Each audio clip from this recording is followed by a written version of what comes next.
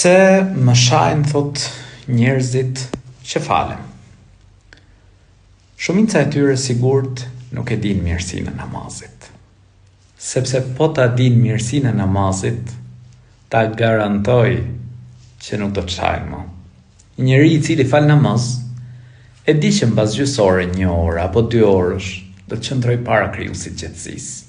Ky njeri nuk vjedh, nuk mashtron, nuk i bën padrejtësi tjetrit, nuk gënjen, sillet mirë me tjerët, i respekton prindrit, i ruan lidhjet farefisnore, e ka parasysh mbikëqyrjen e Zotit gjithësisë. Nëse ata do ta dinin vërtet se ç'është namazi, lidhja e robit me krijuesin e gjithësisë nuk kishin për çfarë.